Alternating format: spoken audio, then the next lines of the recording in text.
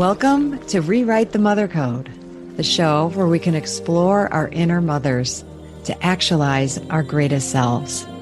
Through interviews with incredible guests, live coaching sessions, and my own experiences, we're going to dive deep into embracing feminine values and reparenting ourselves. So be prepared to show up, hold space, and be mothered in a way that you never have before, but have always needed. It's time to rewrite the mother code.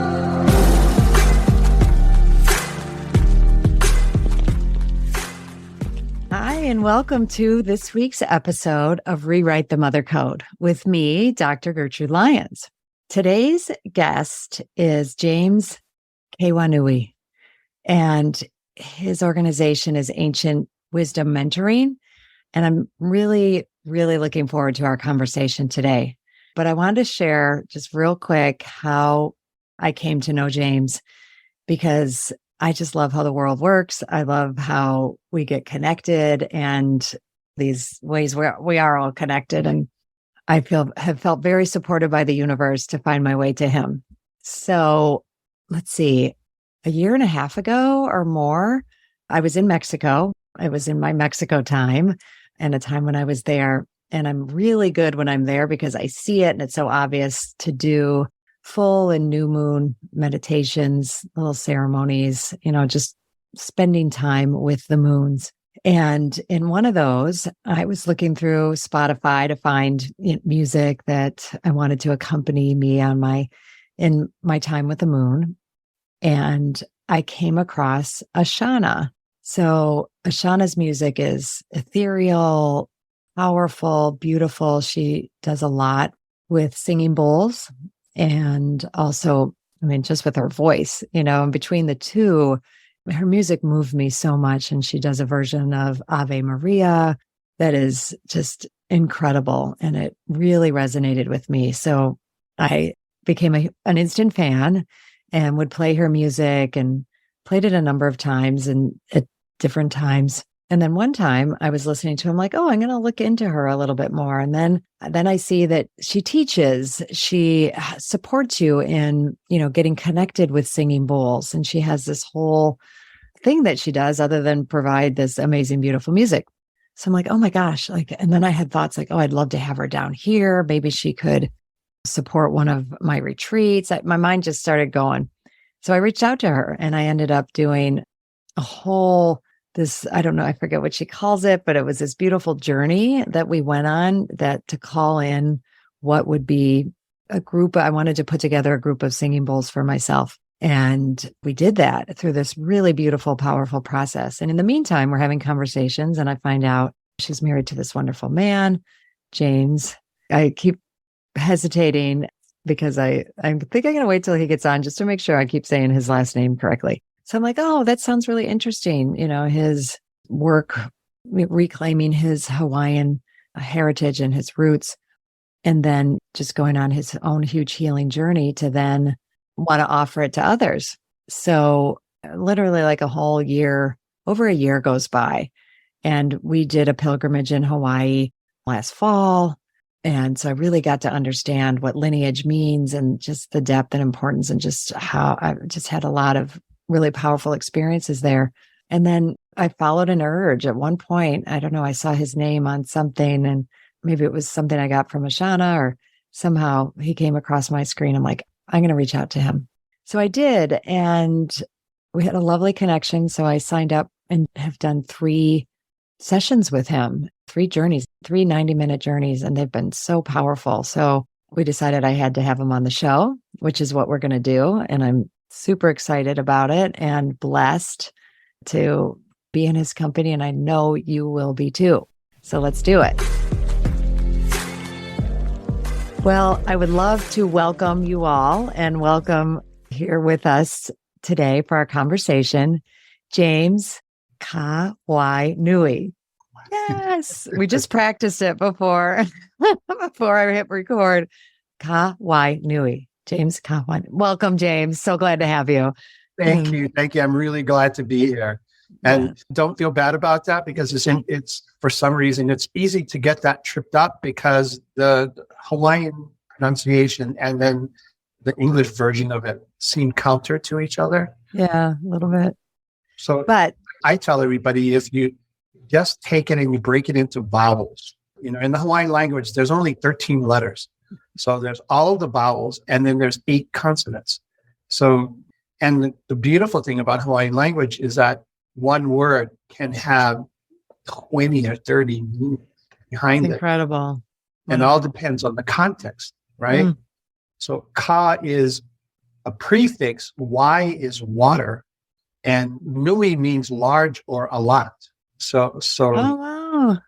So that's what Kawainui means, of big water, really, if you look at it like that. Big water. Oh, I love that. And the way that it came to me in the meditation was because I had studied and done a little bit of work with Jung's teachings, right? Mm-hmm. He sees water, or a body of water, as a collective unconscious. And so I see the work that I do as helping people dive into that collective unconscious. So I'm so glad I didn't know these nuances and everything matters, right? Like I love hearing this. Thank you so much. So now I know we could just jump right in, but I do want to share a little bit with my audience here, some things from your bio, and so they can get to know you in that way a little bit more. But we'll be jumping in together and you really create this conversation that I already know I'm going to enjoy, but I assume other people will too, because I enjoy all of ours. Okay. So James is a Native Hawaiian healer, mentor, and teacher with family roots going back over 20 generations in Hawaii. And I'd love to touch on that, just this importance of lineage, but we'll get there. His family are the shaman of his culture, and he brings that ancient wisdom into the work that he does. James's awakening came over 20 years ago when he first heard his Kūpuna ancestors. And I should probably let you share this story. I'll want you to add to it if you don't mind. Just kind of put it out here. Okay. When he first heard his Kūpuna, the ancestors say, "It's time to go home," they said. He listened and walked away from a successful corporate career and moved back to Hawaii. Since then, his journey has been to understand his gifts on deeper and deeper levels. James is a spiritual strategist and works comprehensively with people who are on a personal journey to understand the deeper and oftentimes hidden parts of themselves by sharing practices, techniques, and insights that help people live their lives with more clarity, conviction, and purpose. He's also an expert in the causes and long-term effects of trauma, PTSD, chronic pain, stress, anxiety, and depression, and works with people on resetting the generational programming and self-limiting belief systems that have defined their lives. James's clients, including me, come from many walks of life and from all parts of the globe.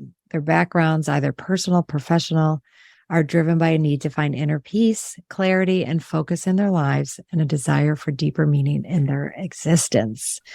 So, James, this is so beautifully outlined, but now I'd love to hear you fill in here and share a little bit more about your journey, if you don't mind, and then we'll jump into some specifics of the actual work. Not at all. I don't mind at all. I haven't done this work all my life. Mm-hmm. That's really important for people to know, because we go through phases in our life. And it's when we become aware of those phases and those transitions. And for me, what I did was I resisted it for a really long time. And it just got to that point where my Kūpuna, my ancestors, and we can sidestep a little bit and talk about my lineage. My family goes back over 20 generations on the island of Hawaii, which is what people call the Big Island. They were the teachers. They were the masters. They were the advisors to the royal family. Part of my family is part of the royal family. And so when I work with people, what's happening is it's as if they're whispering in my ear about the person that I'm sitting in front of. And so things happen when I'm working with someone that I actually don't even know how or where those things come from. I start asking people about things that happen in their life and about family members and situations that they've had, and pointing out different places where I feel energy stuck in their body, and helping people become more aware of their physical self. So if you ask me, James the man, how I do it, I will say, I have no clue. I just know that it happens. And the journey for me has been to slowly understand and allow that to happen. When I got that message, I was working for a very successful company. I answered to the president of our division. I had 3 departments of people that I was in charge of.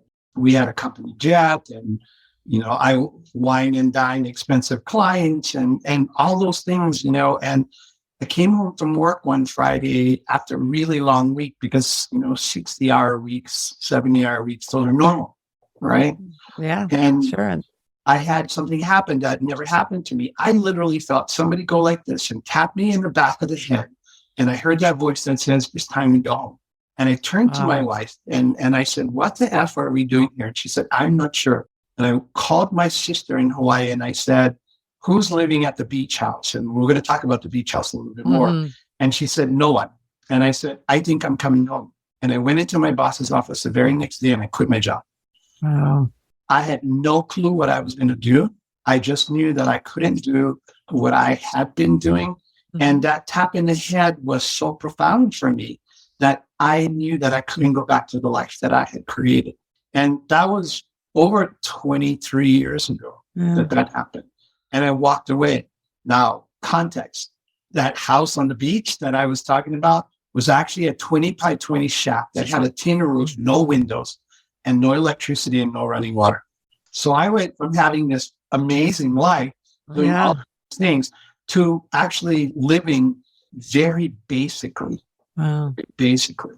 And no electricity, no running water. I had to haul my own water. And I learned how to build solar panels that I could have lights at night. But my front porch was the Pacific Ocean. So I lived in this tin shack with this $1 million view. And I lived there for 4 years. And in that 4 years, I broke down. Like there were pieces of me that I had to let go of. And over the last 20 or so years, it's been this journey of understanding that deeper and deeper. So now when I talk to people, I says, listen, you don't have to quit your job. Right. To step and to move into that transformation, just to realize that there may be something missing in your life and you just don't know what it is. Well, there's a couple things that come up for me, James, hearing you, speaking to this. I knew some of this, but I know you don't have to quit your job, but you said, I could not listen. Well, you could have not listened. You could have rationalized like, oh, that was, I don't know, I had indigestion. I don't know. The things that we make up about. Make excuses for a lot of things. Yes. Yes. But I just want to underline that choice that you made to be in the unknown, to not really understand necessarily where that was, or not have to find scientific proof that people get tapped on the head by their ancestors. And who knows how many, and I'm not saying you actually have, but sometimes we can look back and say, yeah, maybe there were a couple other nudges that I did ignore, but I'm not going to ignore this one, and that you didn't. And, this is something I tell women I work with and mothers all the time, because what I'm hearing is tapping into your intuition, honoring your physical body, honoring something that you can't quite understand, but you feel it, and it in enough ways, I'm going to use the word makes sense, but even if it doesn't make sense, it feels right, and you follow it. You follow that. And I think that's just such an important point to underline, right? And then I'm sure there are a lot of choices along the way to keep following it and to stay in it. And I don't know, maybe you can speak to this. I'm sure there were doubts along the way, or people questioning what you were doing that you had to face as part of, this journey you went on of, I'm going to call it reemergence of yourself, or, this discovery of you that you hadn't let yourself till that time. When that happened, I didn't know what my lineage was. So it wasn't as if I was coming home to something that I knew. Yeah. That didn't happen for another almost 10 years before I found out what my lineage actually was. And that's a different story. If we have time, we'll talk about that. Yeah, for sure. But I had nudges along the way. I would say that before I ended up quitting my job and walking away from everything, for about 2 or 3, maybe 4 years before that, this really weird thing started happening to me. people started coming into my office and they started talking to me about their lives. And there were times as they were doing that, I was like, oh my gosh, what is going on? Why are they telling me these things that I don't really want to know about them? Mm. And then there was this other thing that was happening where people came in. I had a friend one day that said he had a sore shoulder, and I said, let me look. And I had no idea what I was doing. And I put my hands on his back, and it felt like I closed my eyes and my hand landed right on top of where the pain was. And I did something and the pain went away.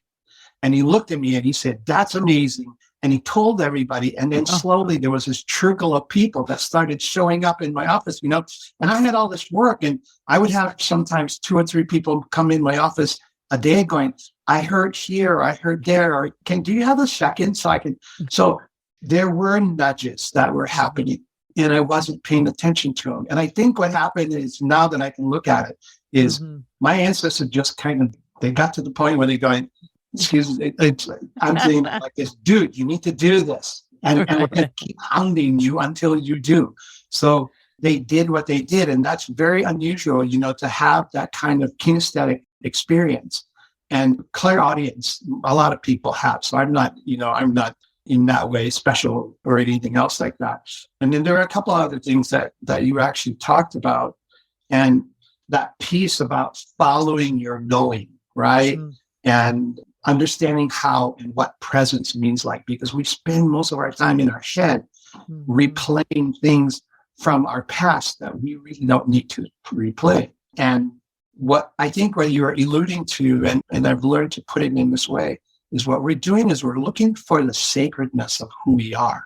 Here. Yeah. And so when we can find and understand what that sacredness means, that's when our lives start to change, because we realize that in some ways, this piece that I hold in front of me and I use every day for myself, I don't know if everybody can see it, but it's I am too. It sits right here, right? It says, I am important too, because I don't know if I heard you. Yeah.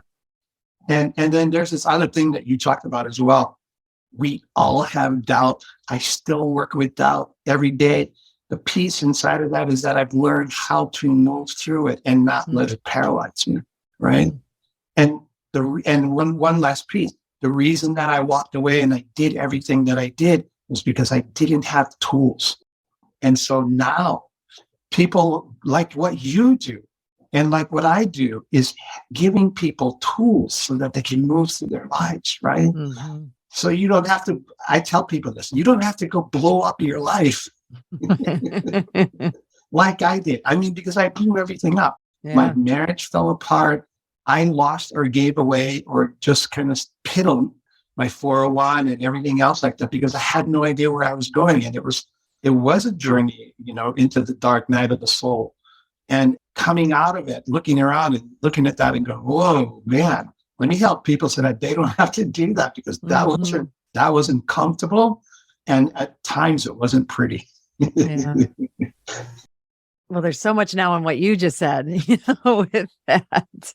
And well, I love that you said that because I think sometimes when people consider or think about taking a step in their personal growth journey, or going into that arena, there is this fear that, oh my God, everything's just going to blow up, right? And I'm going to lose things that I'm comfortable with and all that, but that we have choice in that, right? I mean, you could have heard that message and went about it in a slower, more measured way, or, I don't know, who knows? There isn't one way to do it, but that's what felt right to you. And if that's what it feels like, try that and follow that. I mean, there were ways early on in my growth work that I kind of barreled into getting clear and current with my family, and it was just way more than I or anyone needed, too quickly, without context, without just I look back on that. I'm like, oh gosh, I would do that so differently. Sometimes just because we're ready doesn't mean everybody else around us is. Right. And going to come in with a hammer and trying to hammer it over your head that you should be ready and you're going to hear it whether you like it or not. And then you get to be with well, that's how it went for me. And that's okay. Right. And that's a really good point, Gertrude, because when you're looking at that, that's the way that it went for me it really is done, I can't go back and change it. For me to keep spending energy trying to analyzing it and figuring out what I could have done differently, it doesn't matter. All those things that you do, it's not going to change what happens. Just can I learn from what happened, and can I do it differently or make different choices moving forward? Yeah. Well, I love that you're saying that, because it is something, because I feel like I made that mistake. I do it very differently in my coaching, right? I make sure people and create a vision and set context and ease into it in a way and decide if they even want to have the direct conversations with family and in this, kind of particular clearing and out the past and starting anew.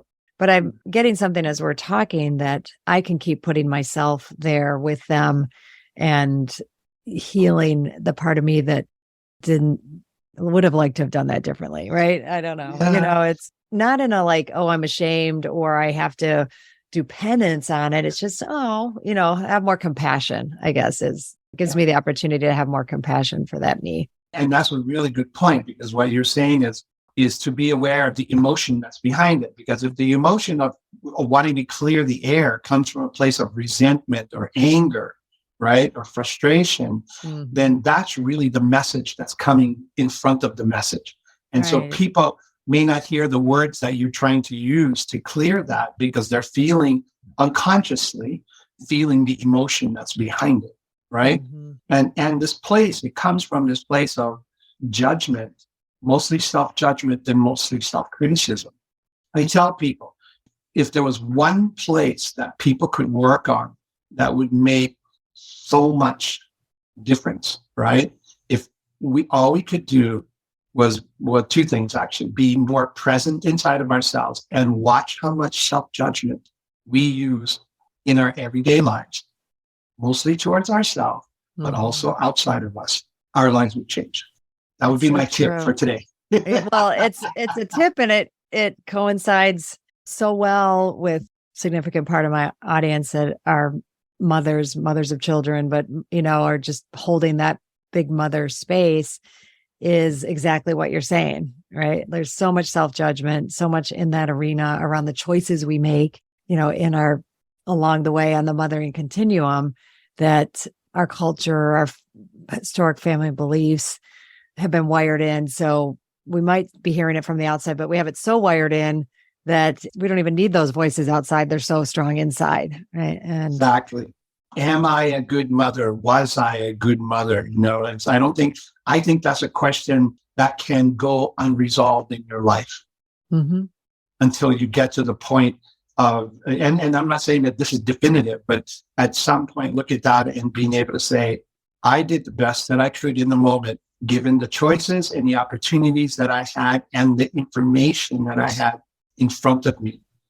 Now, knowing what I know now, would I do that the same way? Probably not. So I'm going to forgive that old part of myself, and I'm going to honor that journey, and I'm going to do what I can here, now, in this moment. Right? Yeah. Hi, I'm so excited to share with you my 2024 Spring Equinox Self-Mothering Retreat that's happening this March 2024. And I would love for you not only to consider it, but to attend. But in considering it, hey, just knowing that you would be leaving cold weather, if that's the space that you're in, and coming down to just magnificently beautiful, warm, nourishing place of 𝐒𝐻uatănēhŭ, Mexico. 𝐒𝐻uatănēhŭ meaning land of the goddess women. And coming to really take time for yourself. Okay. And that I am learning more and more isn't just a nice thing to do or something extravagant or something selfish. It's essential. And I really want you to take it seriously, to consider, just think about what would it take for me to go. It's a 5.5-day retreat, getting from where you are, getting there, landing there, and then being in a space that is all about you. It's all about nourishing you. It's all about tuning into you, using everything around us, the nature, the food, the beautiful people, the rituals, ceremonies. I bring it, we really bring it. And we go deeper and deeper as the days go on, and we release, we let go, we bring in what is nourishing, what is empowering, what is that space of just really divine feminine energy. And we do it in the community of women. It's not for everyone. I will be honest, if the idea of leaving and not making it work, or it's just too hard, not for you. If the idea of, spending that amount of time inwardly focused and going to that level of self-awareness doesn't sound like something you're willing to do or put the time and energy into, then it's not for you. And it's good to know that, right? So this is for people who are serious about what it means to mother themselves, what it means to take time for ourselves, and that gift and what that gift can bring to us. It was originally right after my fall retreat. It filled right up. But now some people, it turns out, are not able to come. So I do have a handful of openings. And if you're listening to this and you're willing to take that step, please reach out to me. We can do a discovery call, or you can put a deposit down. I would love that.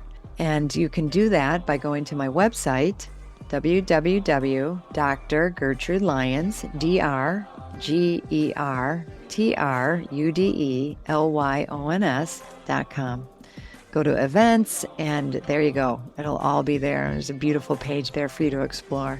I look forward to hearing from you and then seeing you on my spring retreat.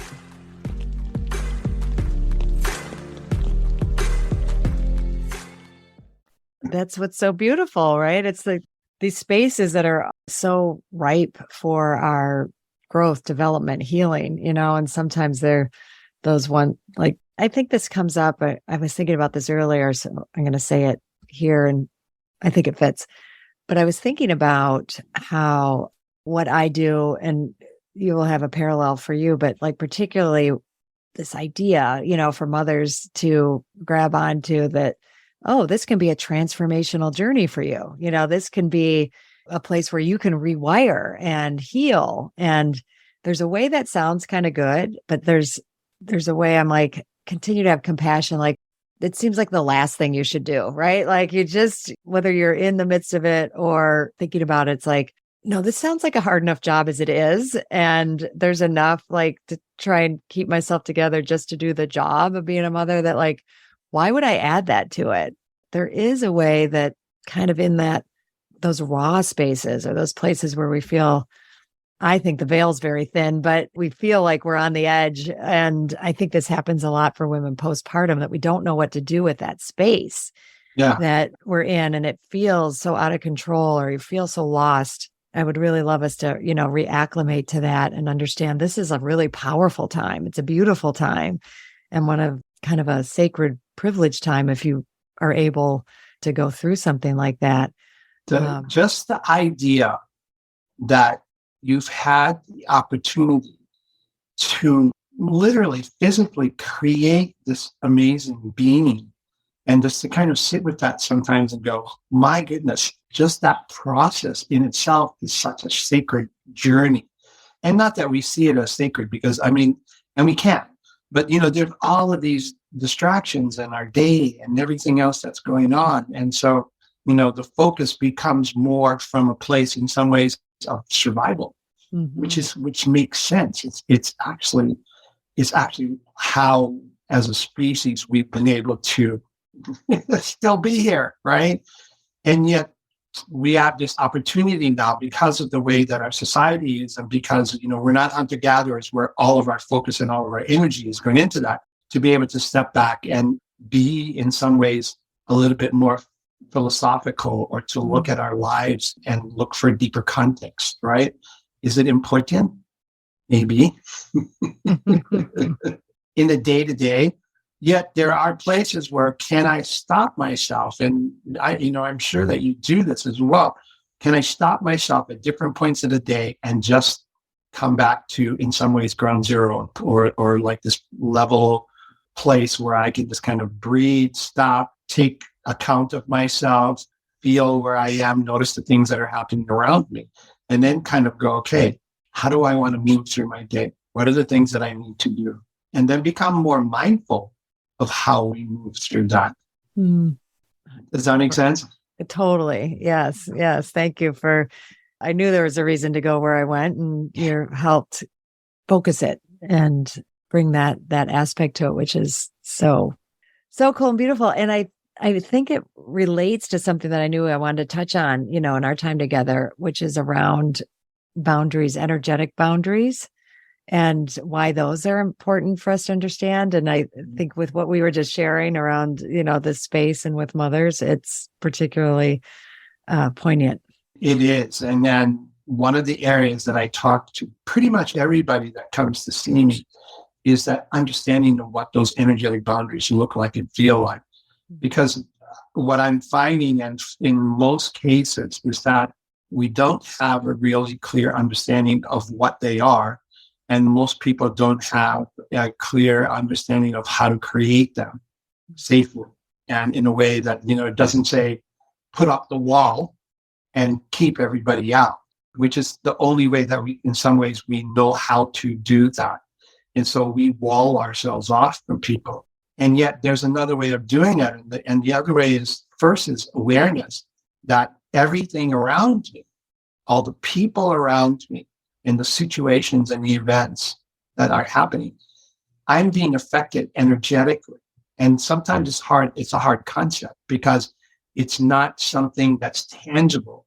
Yet, I'm going to ask everybody this. Ever walked into a room and felt absolutely safe, like you could talk to everybody, or walked into a space and felt like, I can't wait to get out of here? Yes. Well, on an energetic level, you just read what was happening around you. And so there's this huge talk nowadays about everybody being empathic, right? And being highly sensitive. And there's truth to that, because what's happening is the more now we get kind of existential, because we're talking about that raising of consciousness and the raising of awareness. And yet inside, as that is happening, we are becoming, again, because we were like this in the past, in our history as humans, we are becoming more aware of the energy of the things that are happening around us. And so when we can bring that into present awareness, in other words, that I'm paying attention to it, I can feel when there's someone is angry. I know they're angry. And the mother's really good at this. I know that they're angry. I know that they're sad. I know that they're happy. I can sense all of those things. And that's an important thing to do. And yet at the same time, is there a place when I feel or sense anger, or there's anger inside of me, that I can stop and go, well, wait a minute, I'm feeling anger. Is all that anger mine? Is all that sadness mine? In the work, it's about understanding that. And the way that I talk about that is, can I build a field of energy around me so that I'm aware of how I'm feeling in relationship to what everybody else and where everybody else is feeling? As I'm able to create that, I guess it would be a boundary, but that space, then I can start to understand what I have to do. I feel angry. I feel anger from you. Do I really need to do anything with that anger? No. Just for me to be aware of it helps me understand where you are, who you are, how your day is going. So when we start talking, there's so many layers inside of those energetic boundaries. And I'm going to stop myself because I can talk about that for hours and help people. But I think that's a good opening for people to look at. You maybe being affected more by the people outside of you than you're realizing. But if you're a mother and you have that energetic connection to your children, there has to be some point where we create that space and go, okay, being soul that you are in this world, I'm going to create the space so that you can go live your life and be who you are as the soul, or as a human, as the person that's here. And at some point, create that autonomy for you. I think that's so important. What you're saying, right? Is that when we have that awareness, because so much was running through my head because I didn't have boundaries with my mother growing up, right? Most of us never understood that. No. And this is place I'm going, okay, I didn't understand it. I'm not going to give myself a hard time. So right. Exactly. But then I have thought about it in different ways, like because I had, made the choice, and we do as children in very important ways. And I totally honor the wisdom of us as children to make those choices. And then we just get to, kind of, that's not serving us in my adult life. I can work to change it. And part of that is noticing because then I noticed that there were places in my life I'd put walls up because I was so afraid of having, of being Hurt. inundated. Yeah. Hurt, like overly becoming enmeshed with others, losing myself the way I lost myself in relationship with my mom, that I would lose it everywhere. Right. And then you go down that road of codependency and everything else like that. Right. So there's lots of different places that the conversation can go. But yet there's this place of having that awareness of the space between. Right. Because I want that awareness so that in appropriate ways, I can be close to people. I can be close to my husband and my daughters, and I can create that safety in my energetic field, and aware that I can set boundaries, put it right back up if I need to. But in this moment, I'm going to allow in, and I might get hurt, there could be hurt involved in this, but that's okay. Right. And feeling, yay, I'm human. I get to have those feelings. Right. And it just becomes a whole different game than just protecting myself from it because it was too much as a child, or I don't want to do that again, but there are other things I can do. You made a really good point, though. And I think that this is a point that we kind of highlight. We get to the place where we realize that we have choice. Mm-hmm. That's a really important distinction, because all the things that you're talking about right now came from a place of realizing that you had the opportunity and the choice what to do and what not to do. And I think a lot of times we don't realize we have as much choice or control as we think. So I just kind of wanted to put that in there, because that awareness creates that opportunity to make different choices. Mm-hmm. Right. To make different choices. And also, just this conversation is underlining and thinking about, I said this at the beginning before you were on, that I've done 3 sessions with you and that they're 90 minutes long. Right. So I'm saying that so we can have this conversation about the importance of creating space for ourselves. I often term it like self-mothering, taking care of ourselves so we can do all the care work that is very fulfilling. But if we're not taking care of ourselves, is going to be draining. But yes, when I first saw that, like, oh my God, 90 minutes, like, what are we going to talk? Like, what are we going to do for 90 minutes? So one, just making the choice to say yes, to carving out that time is important. I matter. I'm important too. Like your note says, right? I'm important too. So giving myself whatever we're going to be doing is just an act of matter, of importance in and of itself. And then we can talk about how when, working with you, like time just kind of becomes a whole different thing. And I don't know, 90 minutes don't equate to like where all the spaces and places we went together. So there's so many places. I know that there was a time or two when you looked at me and you said, really, we're done? That was 90 minutes.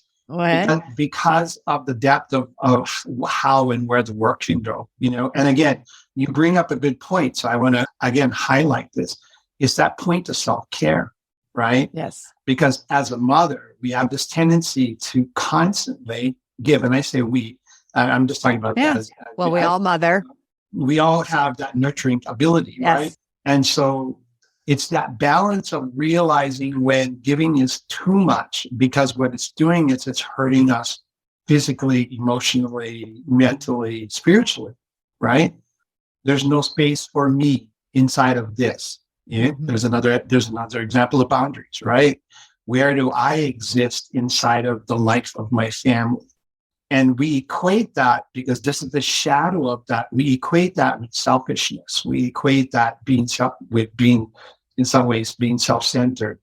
Yes, to an extreme, that could be the case. And yet inside of the balance, there's a place where I hold space for myself as I'm able to hold space for other people. And they are in balance with each other. Mm. Self-care is part of this transformation process. It is. It is. And I don't want it to become this thing like, it gets like an overused buzzword, right? Self-care, because I don't want it to lose its importance. Right? I don't want it to be minimized, right? Yeah, as you were saying that, I'm like, oh gosh, we got to hold it with such regard and importance. That's, self-care is what not you've been helping me do. No. It's not a buzzword. It's in some ways is creating a way of life that supports and nurtures not only the people in my lives, but it nurtures myself. Yeah. Yeah. Here. And we have a hard time creating that because we feel like I know there's not enough. Right. Yeah. And, we can make up so many reasons why, like, I don't know, we don't deserve it. We don't need it. Things are fine. I have a good, decent life. Like, for you, it's like, oh, I'm living like the dream, right? The American dream. Like, why would I disrupt this? Yeah. Right. But some listening to those small voices that are like, well, there are other things, or what about this? And, are you living, true to yourself? And one other thing I wanted to name is some work that we did together, because I think I said it in the bio, helping heal generational trauma, and that to me in rewriting the mother code, that's like, notice the wiring, not just from your mother, immediate caregivers, but generationally, and what are the patterns. And I don't think there's any one of us that could stand up and say like, oh, there's never been trauma in any of my lineage, or or generations. And I like holding that the work I'm doing is helping heal across the time continuum, right? That like my working on myself and seeing where some of that trauma may have come up, and, where it's shown up in our work. One of the places is just this awareness that how out of touch I am with my sacral chakra, my second chakra, right? And, it's very vulnerable work to have come up, but just in breathing and awareness, seeing. So do I have to go do that work? No. Is that something that like someone could rationalize as important in our culture? Yeah, we could probably rationalize it away, but it is important, for me to feel like fully connected in my body, able to have a full, rich, meaningful life, feeling all the feelings that I want and connected. It's important. And then that's going to certainly have an impact on my relationship with my husband, and I believe beyond, right? So I just wanted to name that and speak, as I didn't come in saying I know I have a blocked second sacral chakra, right? Like, well, you unblock it. But the work we've been doing has really been opening that space. Yeah. For most people don't have an awareness of their body to begin with. It's not a judgment or good or bad. It's just a statement that most people don't have an awareness of their body where they're aware that how the energy is moving through it in the first place. And I'm not the only one that does this work, but as people work with me, that's one of the pieces is about being aware of how the energy is moving through your body and what the feeling of that energy is as it's moving through your body. And then recognizing as we go deeper where the energy is not moving. So when we talk about that sacral chakra, we're talking about an area of the body that is literally about reproduction. And so you would think that as a woman, you would have this really deep connection to that, especially if you've had children, right? Right. It should have just opened it up and kept it open.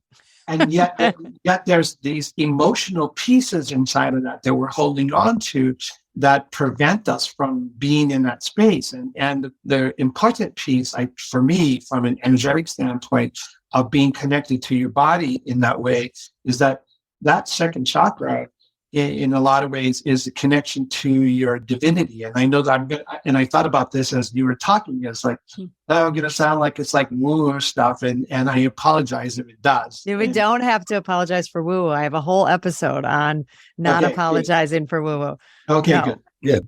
So that energy, that primal creative energy, is what drives other parts of your life as well. It's what I create, what I'm bringing into the world, what I'm wanting to do. And there's this sacredness of that, of standing inside of it, being able to stand inside of the energy and saying, here I am. It's kind of like that I am woman, hear me roar kind of thing. Yeah. And, so it's in some ways it's that energy. And so when we're able to, and this is for men too, this is not just for women, but when we can connect to that energy in that second chakra, there's this power And I'm not talking about abuse power. I'm just talking about this self-confidence, this anchoring of self that happens inside. So there's that piece. And you're right. All those patterns and all those behaviors, they're unconscious actions that are driving who and what I do and how I react or move through the world. And for the most part, they're unconscious. So we're not aware of them. And in my work, I've come to this understanding that we have different levels of memory. We have memory that we have of things that have happened in our lives. We have memory that we literally inherit through our DNA, especially if there's been traumatic issues in the past. The trauma, because it's energy, changes the atomic structure. Now we're starting to talk about physics, right? Yeah. It changes the atomic structure of the DNA strand. And, people talk about epigenetics and things like that. And it actually alters the person or the generational line. And then we have this other layer of memory, which is soul level memory. And that is what the soul brings in. And so, that's a conversation a lot of people don't, that's questionable for some people. But in my work, those are the three places that I see. And so the more aware we become of those past traumas, and it's not about bringing them back and reliving them, it's about realizing that they have been creating, in some ways, a mode operandi, how I've worked and how I've moved through the world. And so we make them aware so that when those things show up, because in the work, it doesn't go away. What it does is when it shows up, I know what to do with it. I'm aware that it's happening, and I can go, oh, wait a minute. And my wife and I laugh because we do this all the time to each other. And she says, you're running a pattern, or I'm about to run a pattern, or I can feel for running this pattern. And I know what the pattern is just from the work of doing it over years. And realizing that the pattern's there, and then going, okay, James, you can fully step into that pattern, or that you can make different choices right now. What are those different choices? That's empowerment. I know. Well, thank you, because that... I know, we can go on forever, right? Exactly. And that's why I was going to say it's both a terrible time to start bringing us to a close and a wonderful time, because I think, you just reflected beautifully, like, your process, but also it's very meaningful to me, and what we can and what's possible for us. And I think that's what I always want to underline, right? Like, oh yeah, is this work hard? Yeah, it is sometimes. Oh, do we have choice? Yes. But there's just huge benefits to self-awareness and examine life, as far as like living this human life as fully as we can, that we've been given a gift to live. And if I can drop one piece inside there, that maybe helps, or maybe makes it more convoluted. I don't know. Our lives change, and our lives will change when we start realizing that everything that we do has a consequence. In other words, every choice I make is going to create scenarios. And when I take responsibility and realize that the choices I'm making are going to take me down these paths, it helps me understand that I can be more in control of the choices that I make, which means my life changes. So I'll leave that. I'll just stop there. Okay, good. Well, thank you. That was a great drop-in ad. So I'm going to ask how people can get a hold of you. How do they find out more about you? How, what would you like to share here? Obviously, we'll have things in the show notes, but what would you like to say out loud? And then I have one more question for you. Well, from our experience that I will talk to anybody for at least a half an hour. Yep. So I have free consultations, and the easiest way for me for people to reach out to me is they can go to my website, www.𝐡𝐢𝐠𝐡𝐭𝐬.com. There's going to be a pop-up that's going to ask them, and there's a contact form there. Or if you don't want to go through all of that, you can just reach out, and you can reach out to James at 𝐡𝐢𝐠𝐿, and Kawainui is KAWAINUI.com. I get all those emails. And so I answer those, and we can set up a time and we can talk, and you can see what I do on Instagram, and I'm on LinkedIn. So you can go back, and I have quite a few posts there that I'm putting up right now, or Facebook, so it all depends, Well, that's beautiful. Sometimes we all need a different pair of eyes. And that's what you are. You are for the people that work with you. You are a different pair of eyes that give a different perspective on what we're seeing in our lives. Yeah. Thank you. Yeah, here. So last question is, what does rewrite the mother code mean to you? Rewriting the mother code means, to me, there's two pieces inside of that. It's that there's the self-mothering and the taking care of who I am. And also rewriting the mother code is realizing that my past doesn't define me. And so what my mother and my grandmother and they did, it helps create who I am. And yet I have the choice and the ability to make and be myself. So rewriting the mother code is, can I step into a more full understanding of who I am inside of this amazing world that we live in. Yay. Oh, so beautiful. James, thank you so much for joining me today. And I look forward to having more time with you one-on-one in the near future. And I look forward to my listeners getting to know you and hear, and I'm sure you'll hear from some of them.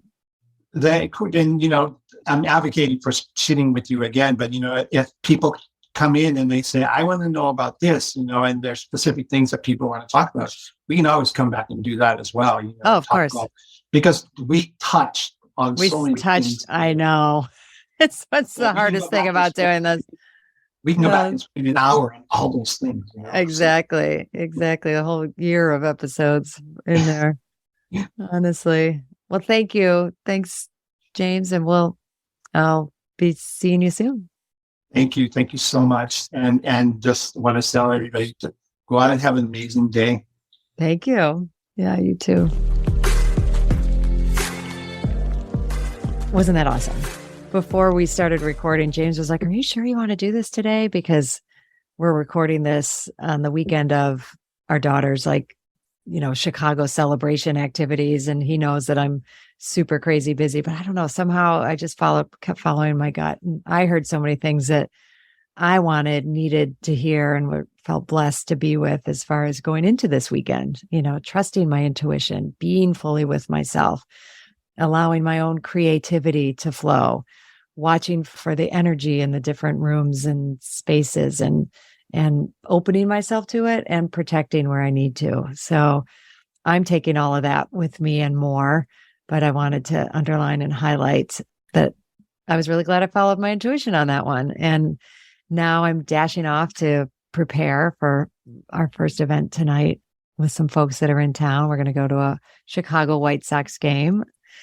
I don't know. I'm really looking forward to the space and time to be with so many loved ones and so many people that care about Mitch and Morgan and are in our lives, and just want to support all of you to create that in your life, in your world today, where you're with people that matter to you and that care about you, and want to make sure that that's in your space. And I'm looking forward to doing that this weekend. Have many opportunities coming up in the coming months to do that. Of course, one of them is my fall retreat that is happening in September 21st to the 25th.